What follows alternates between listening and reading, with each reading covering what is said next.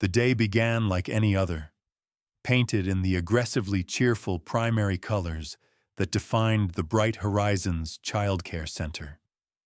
Sunlight, strained through windows smudged with the tiny fingerprints of 100 fleeting goodbyes, illuminated dust motes dancing in the air, each a tiny, silent witness to the daily dramas of childhood.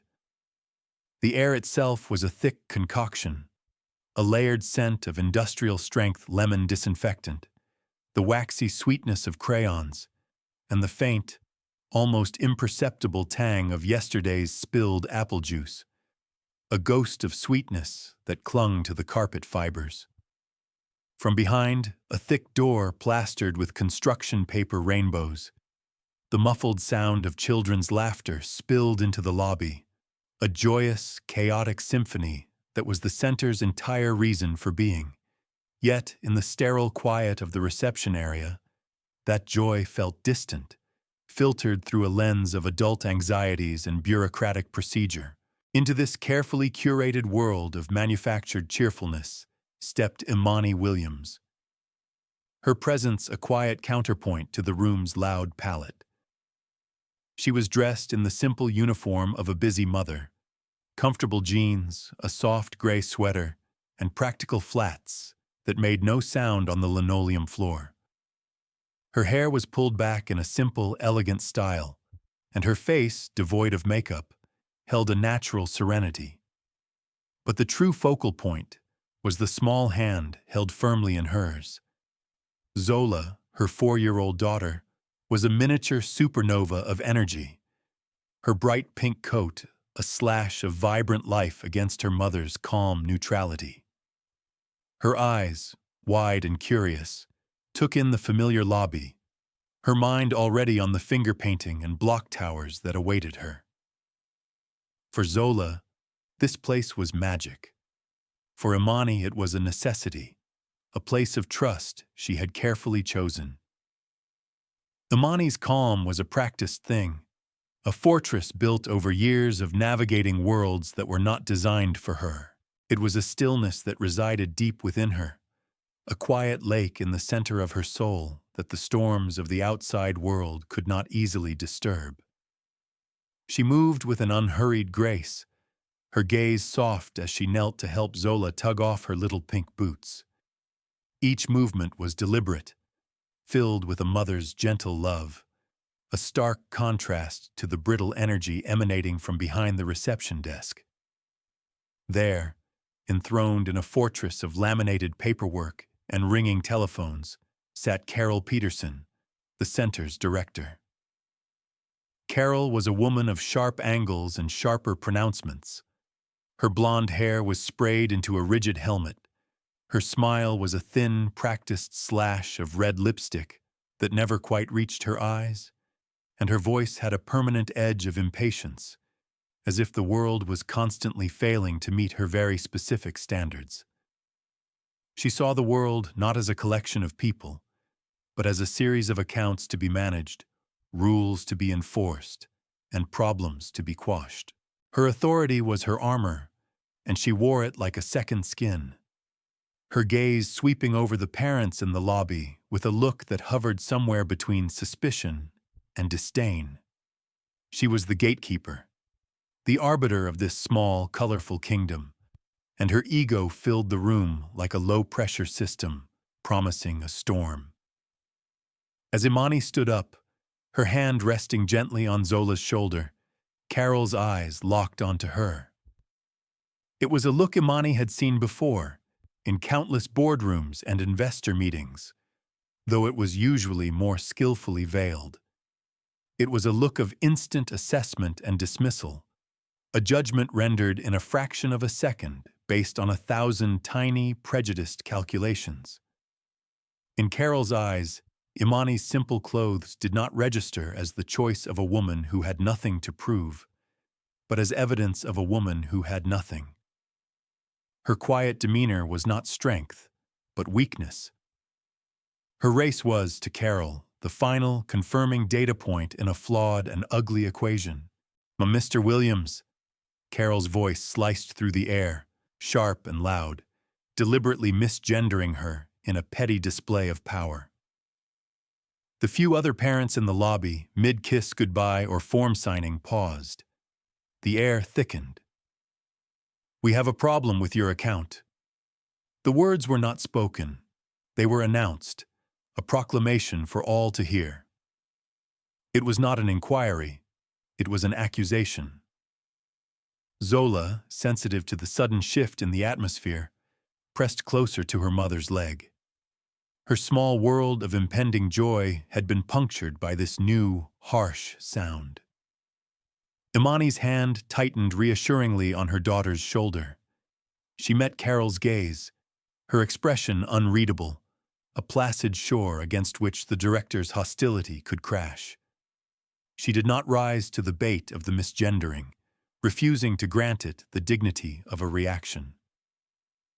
"I'm sorry. There must be some mistake," Imani said, her voice low and even, a stark contrast to Carol's strident tone. "My account is paid in full. In fact, I believe it's paid through the end of the quarter."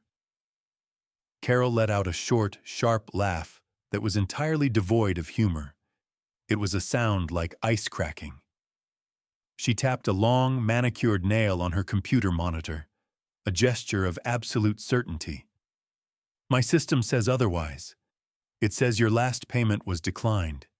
It says you have a significant outstanding balance." She leaned forward, her voice dropping into a conspiratorial, condescending stage whisper that carried to every corner of the lobby. "We can't have children attending with delinquent accounts. It's simply not fair to the parents who do pay on time." The implication hung in the air, venomous and sticky. Thief, freeloader. The other parents shuffled uncomfortably, some averting their eyes in secondhand embarrassment, others watching with a grim, fascinated curiosity. Imani felt the stares like a physical weight. She could feel the heat of shame that Carol was trying to brand her with, but she refused to let it sear her skin. Her own internal lake remained placid. This was not a storm. This was a puddle, and she would not drown in it. "I can assure you, Carol, the account is settled," Imani repeated, her patience a seemingly infinite resource. She reached into her simple leather handbag and pulled out her phone. "I have the transaction confirmations right here from my bank. I can show you." She offered the phone, the screen glowing with neat, orderly lines of digital proof. It was a simple, logical solution to a simple, logical problem. But this was not about logic. It was about power. Carol waved a dismissive hand, not even glancing at the screen. The gesture was a slap in the face. "I don't need to see your little phone screen," she sneered, the word "little" dripping with contempt. "We go by what the official system says, and the system says you haven't paid." Trinket. That's what she was implying the phone was. A toy. Useless. "Perhaps there's a glitch in your system," Imani suggested, her tone still maddeningly reasonable. "These things can happen. If you just cross-reference the transaction ID." "There is no glitch." Carol's voice rose, cracking like a whip. Her carefully constructed mask of professionalism was beginning to crumble, revealing the raw prejudice beneath. She was furious that Imani was not cowering, not stammering, not begging. She was enraged by her composure. "The glitch is people like you, trying to take advantage of the system, thinking the rules don't apply to you." The phrase, "people like you," was a grenade rolled into the center of the room, and everyone felt the shockwave. The lobby went utterly silent, the only sound the hum of the overhead fluorescent lights and Zola's small, confused sniffle. Imani drew her daughter closer, shielding her small body as if to protect her from the sheer toxicity of the director's words. The fortress of her calm held, but inside, a new emotion began to stir. It was not anger, not yet. It was a profound, aching sadness. A sadness that in a place dedicated to the innocence of children, such ugliness could be allowed to fester and bloom. A sadness for her daughter, who was getting her first bitter lesson in a world that would sometimes judge her not for who she was, but for the color of her skin. Carol, sensing she had finally drawn blood, pressed her advantage. Her face was flushed with a sense of righteous victory. She had exposed this woman, she thought. She had put her in her place. So until this significant, outstanding balance is paid in full, in cash, I'm afraid Zola cannot be admitted.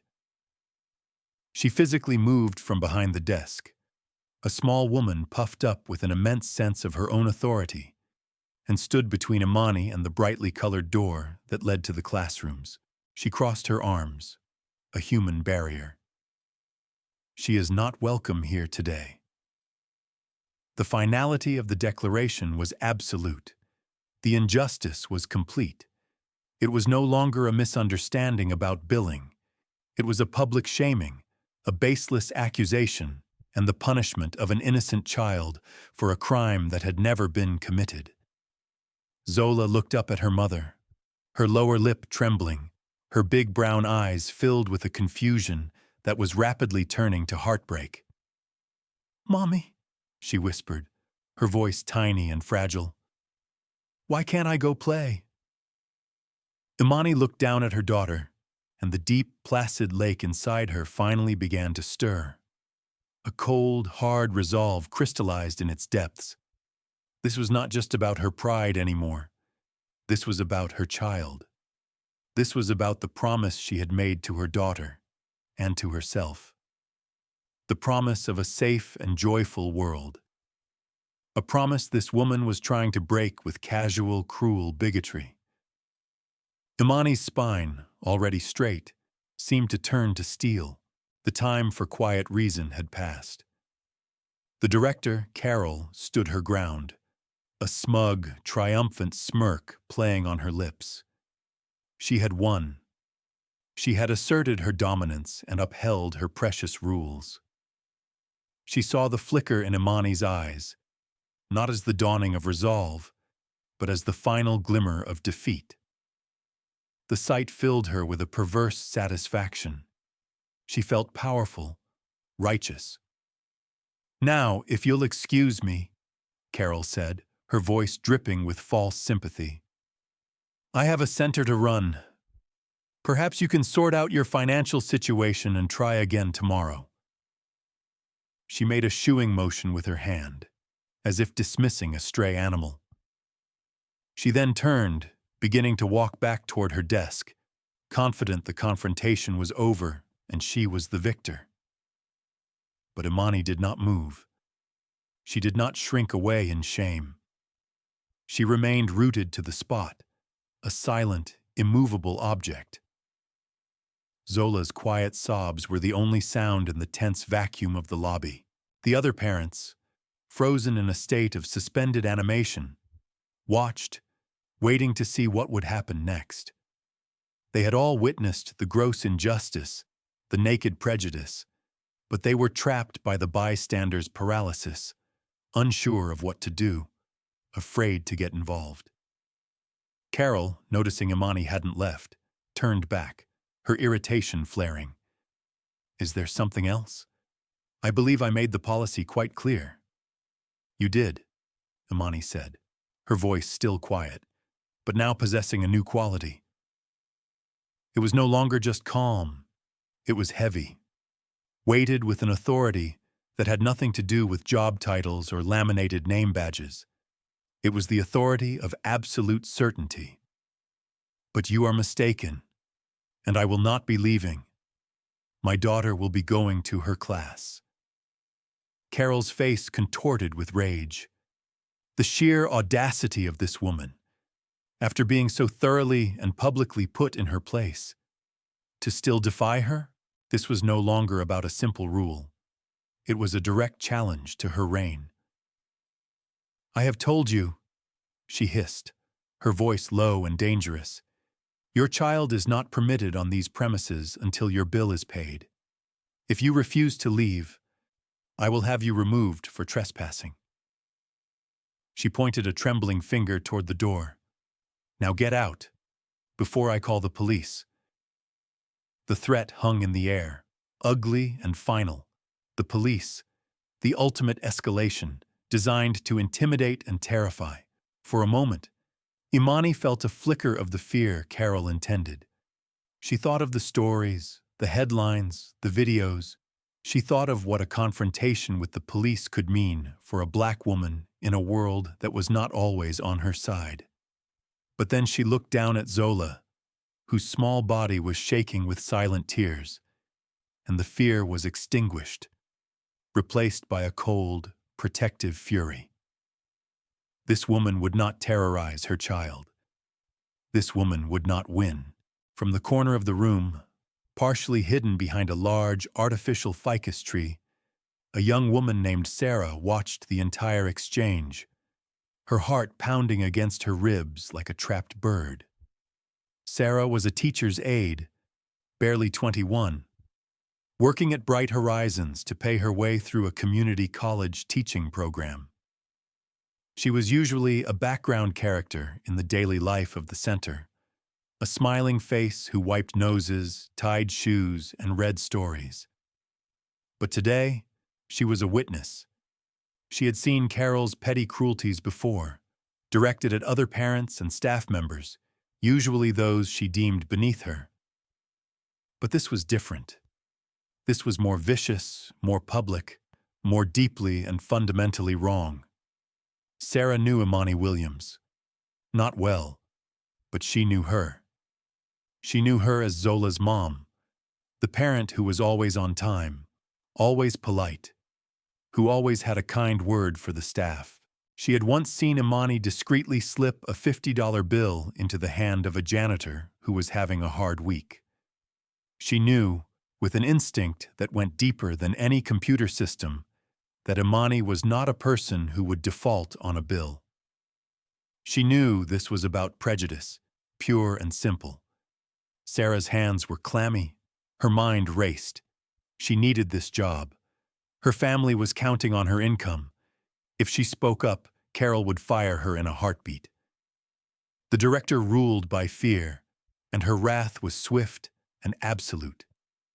Sarah's first instinct was to look away, to pretend she hadn't seen, to retreat into the safety of invisibility. But then her eyes fell on Zola.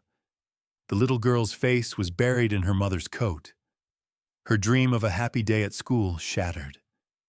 And in that moment, Sarah's fear of losing her job was eclipsed by a far greater fear. The fear of becoming the kind of person who would stand by and do nothing while a child was made to cry. Carol, seeing Imani's unyielding stance, finally snapped. "That's it! I'm calling the authorities!" She stormed toward the phone on her desk, her face a mask of vindictive fury. She was going to make an example of this woman. This was the moment. It was now or never.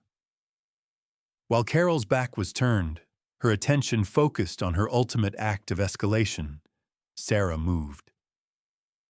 On trembling legs, she slipped from behind the ficus tree and darted into the small, windowless back office, the one used for staff breaks and storing supplies. Her heart was a frantic drum against her sternum. She closed the door silently, her breath catching in her throat. Her mind was a blur, but one detail stood out, a memory from a few weeks prior.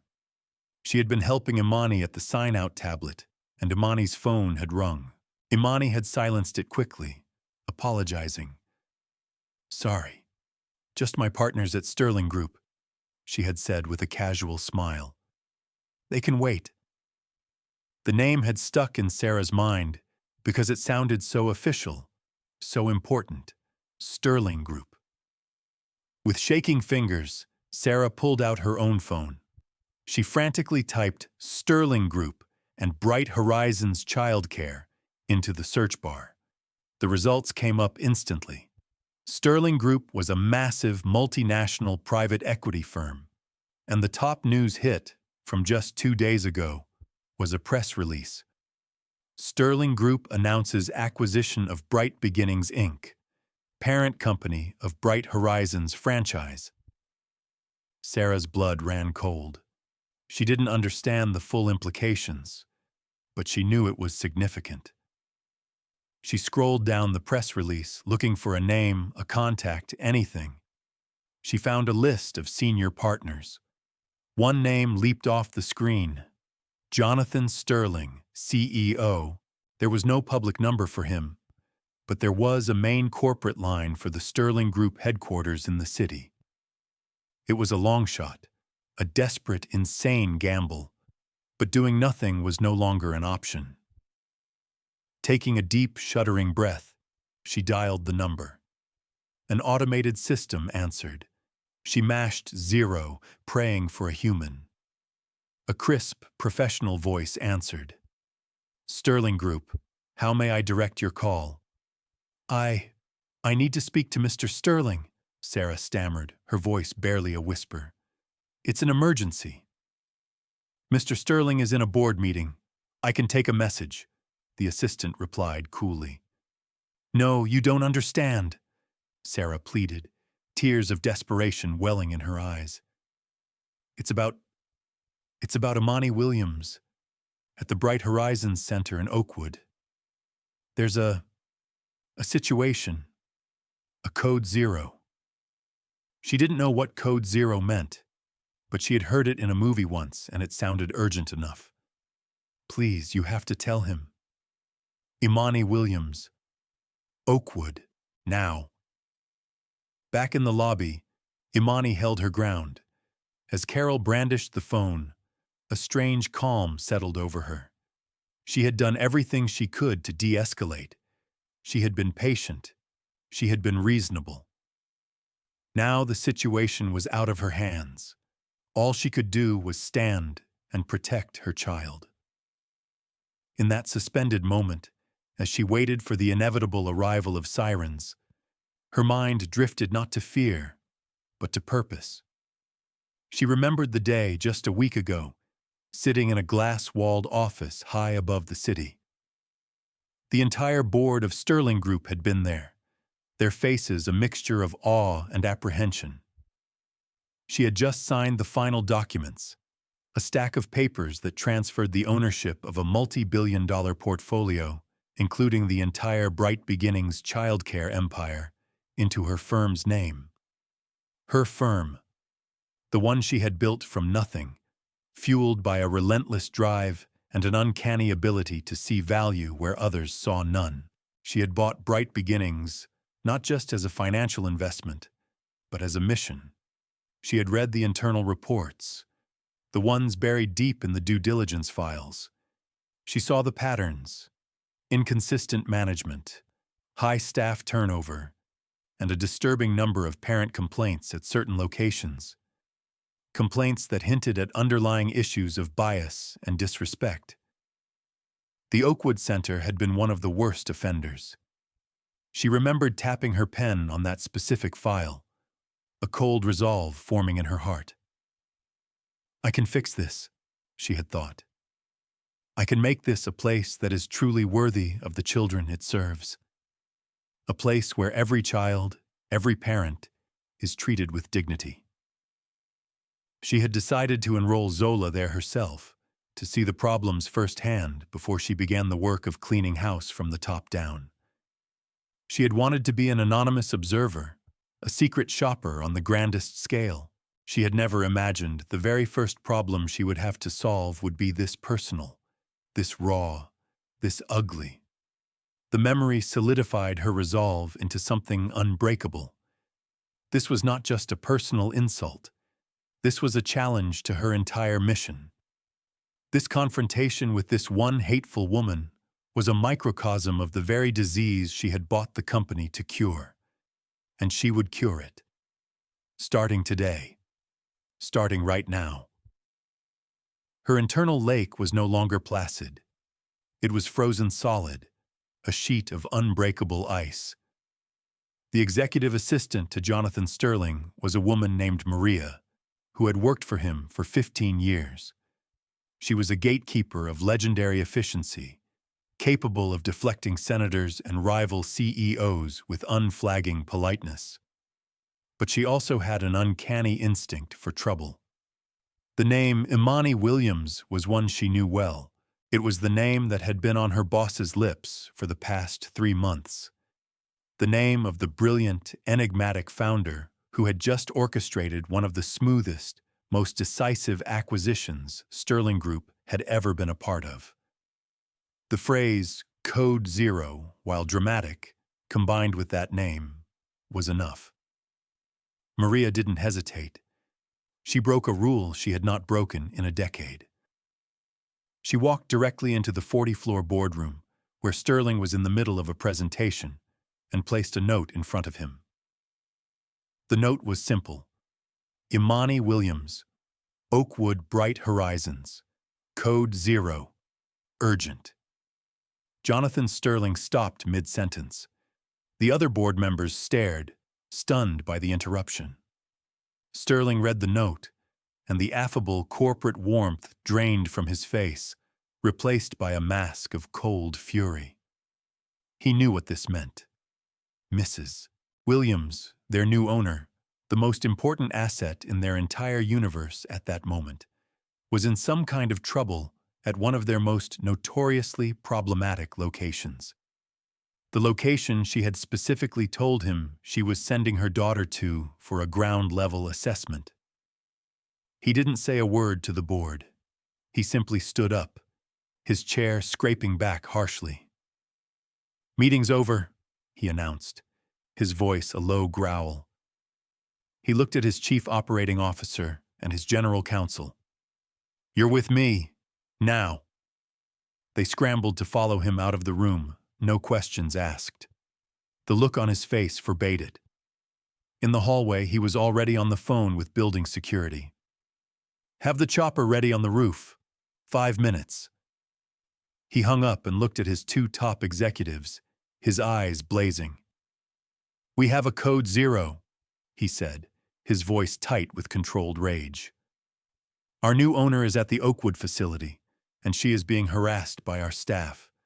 This is not a drill. This is a 5-alarm corporate fire, and we are going to put it out with extreme prejudice." The mobilization was a thing of brutal corporate efficiency. Within minutes, the 3 men, all clad in impeccable, dark $1,000 suits that might as well have been armor, were striding toward the private elevator to the helipad.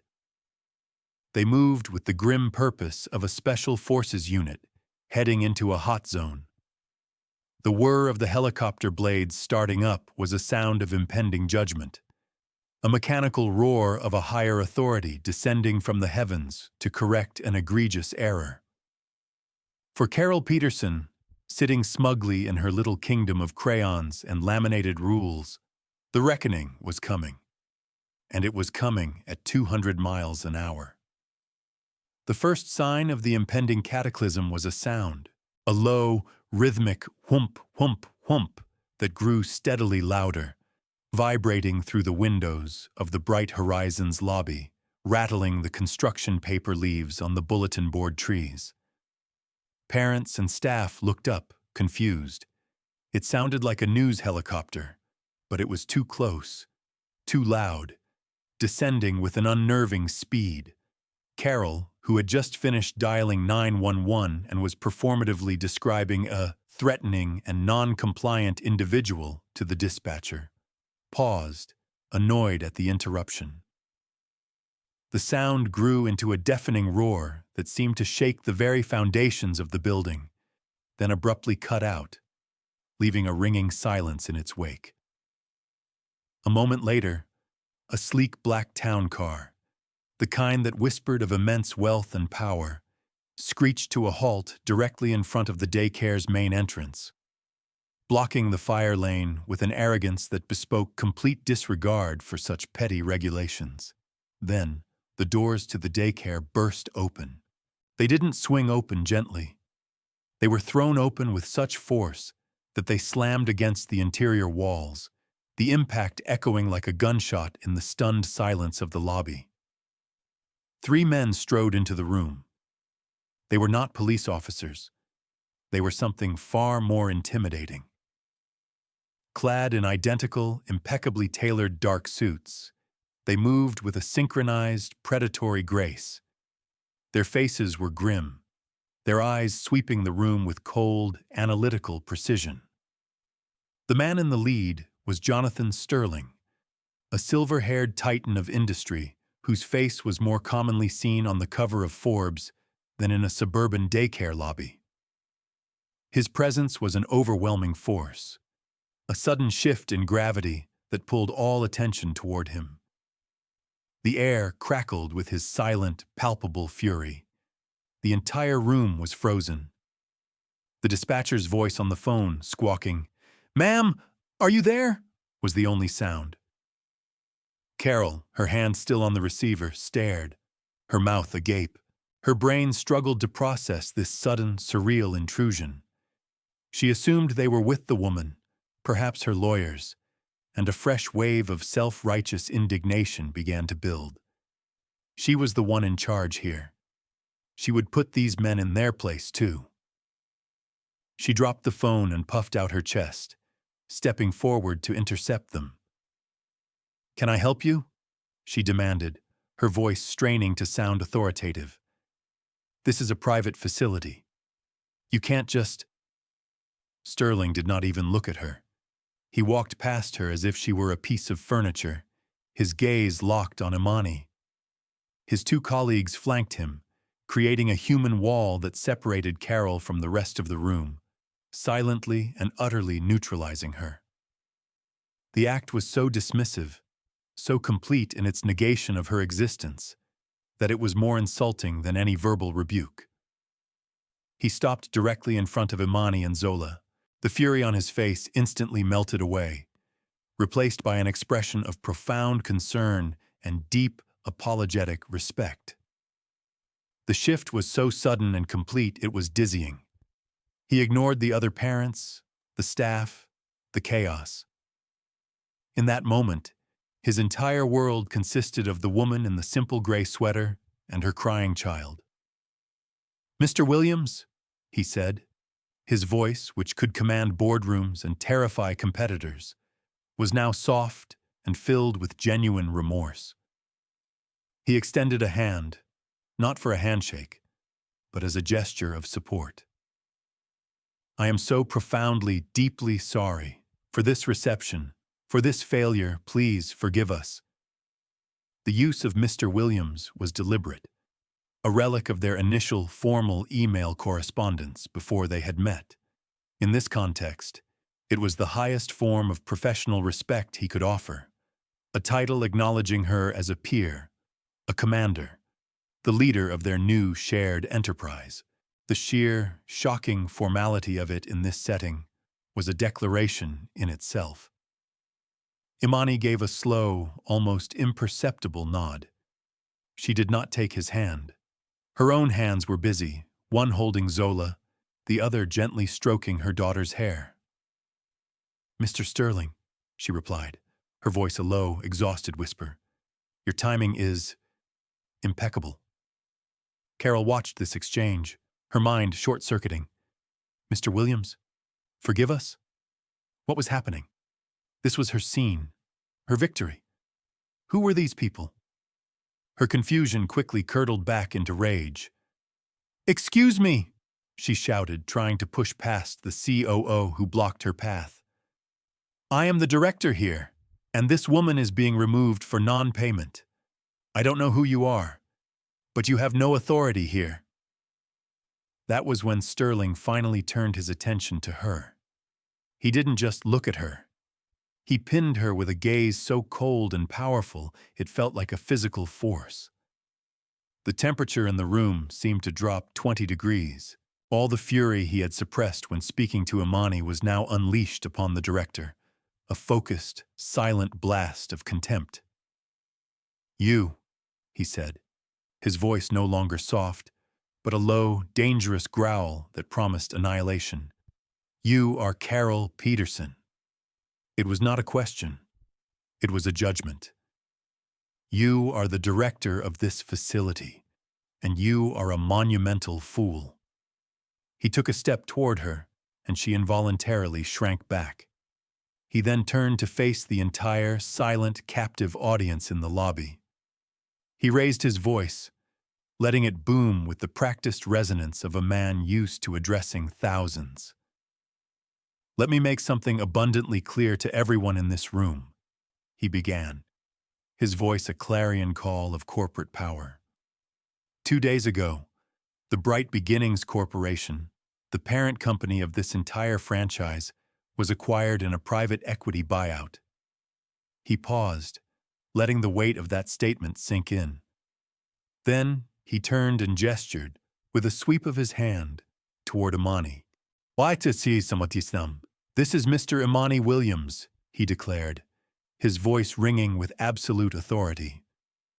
"She is the founder, CEO, and sole managing partner of the firm that bought us. As of 48 hours ago, she is the owner of this company. She owns this building. She owns the land it sits on. She owns the crayons in that bin, the sign on that wall, and, until about 90 seconds from now, she owned your employment contract." A collective gasp rippled through the lobby.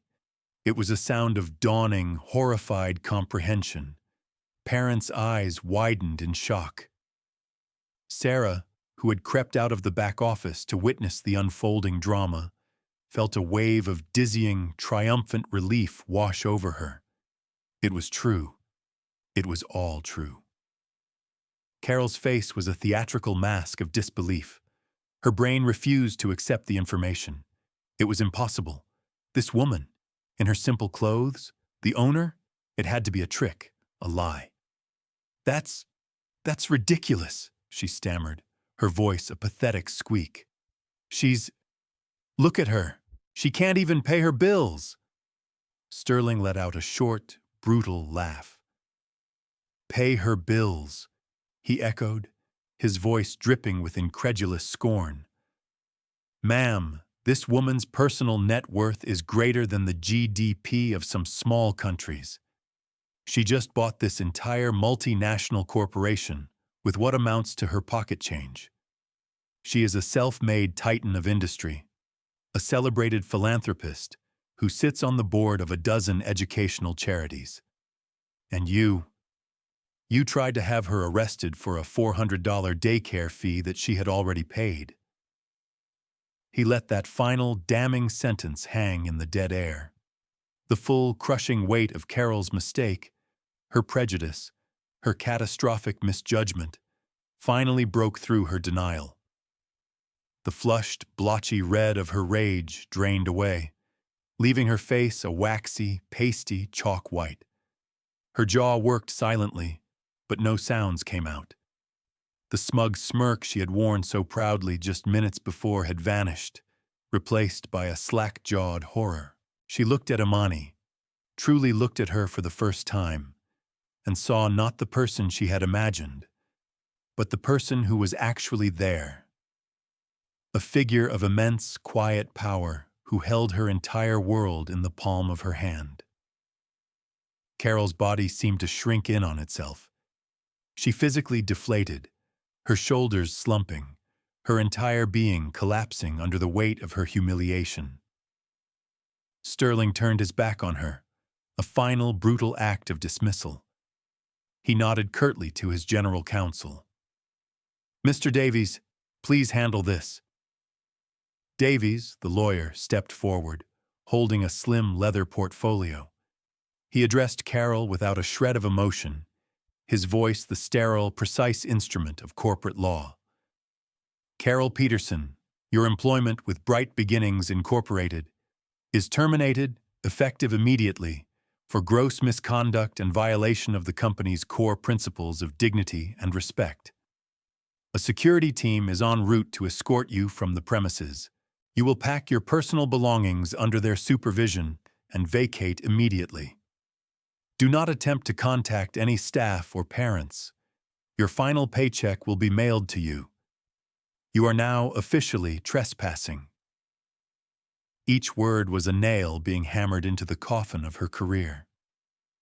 The public forum of the lobby, which she had used as her stage to humiliate Imani, had now become the theater of her own destruction. The very power she had wielded so cruelly had been turned against her, magnified 1,000 times over, and used to utterly and completely annihilate her. She was no longer a director. She was no longer an authority. She was nothing. A trespasser in a kingdom that was no longer hers. The immediate aftermath was a whirlwind of decisive, controlled action. While Carol stood paralyzed, a statue of pure shock, Sterling's team moved with the fluid efficiency of a well-oiled machine. The head of operations, a stern-looking man named Marcus, stepped into the center of the lobby and addressed the stunned parents. His voice was calm and reassuring, a soothing balm on the raw nerves of the morning. "Ladies and gentlemen," he began, "on behalf of the new ownership of Bright Horizons, I want to offer our sincerest apologies for the disgraceful scene you have just witnessed. This is not what our company stands for. This is not the standard of care or respect you or your children deserve." He gestured vaguely toward the shell-shocked Carol. "This behavior is an aberration, and it has been dealt with. We assure you, this is the beginning of a new day for this center." He announced that all fees for the current week would be waived for every parent present as a small token of apology for the distress caused. The gesture was swift, generous, and immediately began to mend the broken trust. Meanwhile, Jonathan Sterling had turned his full attention back to Imani. His demeanor softened once more, all business and fury replaced by a quiet, paternal concern. "Mr. Williams," he said softly, using her formal title as a mark of continued respect, "let me personally escort you and your daughter to her classroom. I've already contacted our regional vice president. She will be here within the hour to serve as interim director until you decide on a permanent replacement." He was not telling her what would happen. He was reporting to his new boss, giving her the information she needed to make her first command decisions. He was seamlessly transitioning from rescuer to subordinate. Imani finally allowed herself a small, weary smile. She nodded and gently nudged Zola, who was now staring, wide-eyed and silent, at the unfolding drama. "Come on, sweetie," Imani whispered. "Let's go see your friends." Sterling walked beside them, a silent, powerful guardian, parting the sea of onlookers. As they walked toward the classroom door, the very threshold Carol had blocked, Imani caught Sarah's eye. The young teacher's aide was standing near the wall, looking both terrified and exhilarated. Imani gave her a small, almost imperceptible nod, a silent acknowledgement, a thank you, and a promise, all wrapped in one tiny gesture.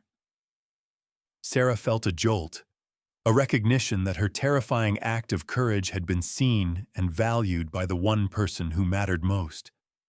Just as two uniformed security guards, looking profoundly out of place in the colorful lobby, arrived to escort Carol away, Imani paused. She turned back and held up a hand, stopping them. She walked over to the woman who had tried to destroy her morning, her dignity, her daughter's happiness. Carol flinched as she approached, expecting a final, triumphant blow. But Imani's face held no triumph. It held no anger, no gloating satisfaction. Instead, it was filled with a deep, aching sadness that was somehow more devastating than any rage could have been. She looked at Carol, not as a vanquished foe, but as a pitiable, broken human being who had been poisoned by her own hate. "It was never about the money, Carol," Imani said, her voice so quiet that only Carol and the guards could hear it. The words were not an accusation, but a lesson, delivered with the gentle finality of a eulogy. It was never about a bill. It was about respect. It was about dignity. She glanced over at her daughter, who was now peeking into her classroom. You stand here, in a building dedicated to nurturing the future, and you use your power to hurt a child because of your own baseless prejudice. You should think about that. You should think about what you've become. She held Carol's gaze for a long moment, letting the weight of her quiet words settle. Don't worry about standards of payment, Imani concluded, delivering the final, devastatingly wise blow. Worry about your standards of humanity. They are severely in arrears. Then, without another word, Imani turned and walked away, rejoining Sterling and disappearing with Zola into the joyous chaos of the classroom, leaving Carol alone in the ruins of her career, the quiet, damning words echoing in the silent spaces of her shattered ego. The public humiliation was complete, but the protagonist's grace, her refusal to celebrate the victory, made the antagonist's downfall feel not just like a defeat, but a profound and absolute moral condemnation. The epilogue of Carol Peterson's career at Bright Horizons was swift and brutal, a textbook case of corporate excision. She was removed from the building without ceremony, her personal effects boxed up by a silent security guard. But the consequences did not end at the curb. The legal team from Sterling Group, now acting under the direct mandate of their new owner, launched an immediate and thorough investigation into Carol's tenure as director. It was not an act of revenge, but of due diligence. Imani had insisted on it. If this poison existed in one part of the system, she needed to know how far the infection had spread. The investigation was a quiet, methodical affair that peeled back the layers of Carol's management style. They interviewed past and present employees off-site, offering them immunity and confidentiality. They audited years of enrollment applications, billing adjustments, and disciplinary records. A pattern quickly emerged, one far uglier than a single morning's prejudice. They discovered a consistent history of minority families being subjected to more stringent payment checks, of their applications for financial aid being lost at a disproportionately high rate, and of subtle but persistent microaggressions reported by several former staff members of color who had left without giving a clear reason. Carol had not just been a bully, she had been a systematic gatekeeper, using her petty authority to curate her small world according to her own bigoted worldview. Armed with this mountain of evidence, the company did two things. First, they compiled a report that effectively blacklisted Carol from the professional childcare industry. Any reference check would be met with a carefully worded but damning statement from the legal department, outlining her termination for failure to adhere to federal anti-discrimination statutes and company policy. Her career was not just over, it was salted earth. Second, they proactively reached out to the families who had been identified as potential victims of her discrimination, offering tuition refunds, formal apologies, and scholarships for their children, funded by a new foundation Imani established for that exact purpose. For Carol, the fallout was catastrophic. She lost more than her job. She lost her identity. Stripped of her title and her small kingdom, she was just a bitter, unemployed woman. Legal fees from fighting the company's claims, which she eventually had to drop, drained her savings. The whispers in her suburban community turned to loud accusations. She was forced to sell her house, the one she had been so proud of, and move to a small, anonymous apartment complex 2 towns over. Her downfall was total, a complete dismantling of the life she had built on a foundation of arrogance and hate. In stark contrast, the Bright Horizons franchise began a period of profound and positive transformation. Imani Williams, true to her word, did not remain a distant, unseen owner. She became a quiet but powerful force for change. Her first official act as owner was to promote Sarah, the young teacher's aide who had made the fateful call. She personally met with Sarah, not to just thank her, but to offer her a full scholarship to complete her teaching degree at the state university, along with a place in a newly created management training program. Courage and integrity are the most valuable assets this company can have, Imani told her. I don't invest in businesses, I invest in people, and I'm investing in you.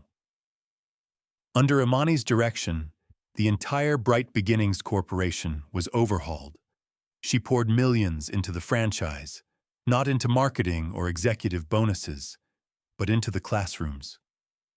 Teacher salaries were raised across the board by 20%, instantly making Bright Horizons the most sought-after employer in the sector and dramatically reducing staff turnover. She ripped out the old, punitive billing systems and replaced them with flexible, compassionate programs that included automatic enrollment in state and federal subsidy programs. Most importantly, she instituted a mandatory, company-wide training program she personally designed with a team of leading sociologists and child development experts. It was called the Dignity First Initiative. It went far beyond typical corporate diversity training. It was an immersive, ongoing curriculum focused on unconscious bias, cultural competency, and creating actively inclusive spaces. Every single employee, from the janitorial staff to the C-suite, was required to participate. The Oakwood Center, the site of the original incident, became the model campus for this new vision, a beacon of what was possible. It became a place where children like Zola would never again have to ask why they weren't welcome. Months passed. The seasons changed. The story of what had happened in the lobby that day became a quiet legend within the company, a founding myth for its new era. Imani herself remained largely out of the spotlight, a phantom CEO who preferred to manage through action rather than press releases. She found her joy not in the soaring stock prices of her firm, but in the quiet moments, like picking Zola up from the transformed Daycare, now a place brimming with genuine warmth and laughter, where a new director, a kind and brilliant woman of color, hand-picked by Imani, greeted every family with the same open heart. One crisp autumn evening, Imani was attending a charity gala for a children's literacy foundation she heavily sponsored. As she stood speaking with a university president, she felt a tentative tap on her shoulder. She turned to see a woman she barely recognized. The sharp, angular features were there, but they were softened by hardship. The rigid, helmet-like hair was gone, replaced by a simple, unadorned style. The aggressive makeup was gone, revealing a pale, tired face. It was Carol Peterson. She looked humbled, broken. She had clearly waited for a moment when Imani was alone. "Mr. Williams," she began, her voice a reedy whisper, a ghost of its former strident tone. I know you don't want to see me, but I had to find you. I had to say, I'm sorry." The words seemed to cause her physical pain, but they were genuine. The raw, unvarnished sincerity in her eyes was unmistakable. "What I did was monstrous. There's no excuse, I was wrong. I'm so sorry." She wasn't asking for a job. She wasn't asking for anything but to deliver her apology. Imani looked at the woman before her. She felt no anger, no lingering desire for revenge.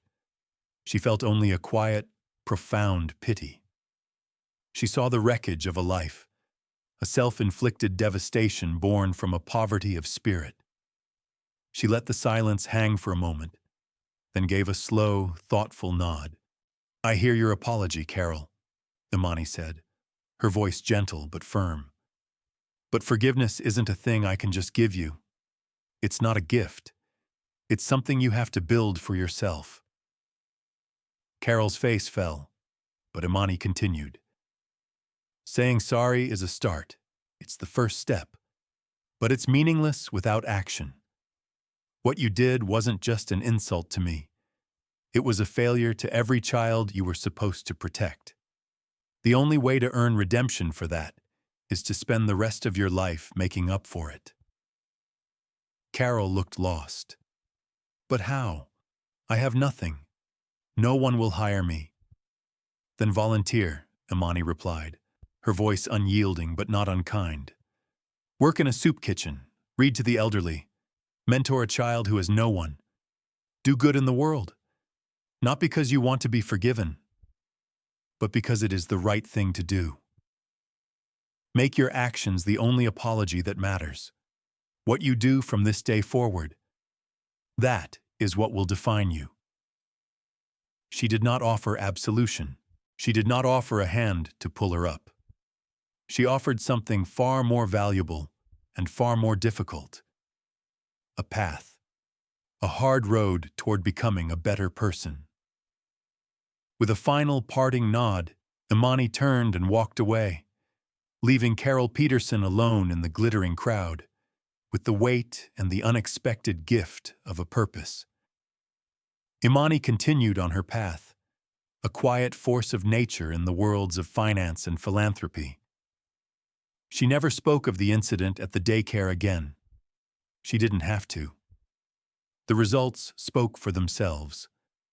The Bright Horizons franchise became the gold standard in early childhood education, a network of nurturing, inclusive communities that changed the lives of thousands of children. Sola grew up in a world shaped by her mother's quiet strength, a world where her value was never in question.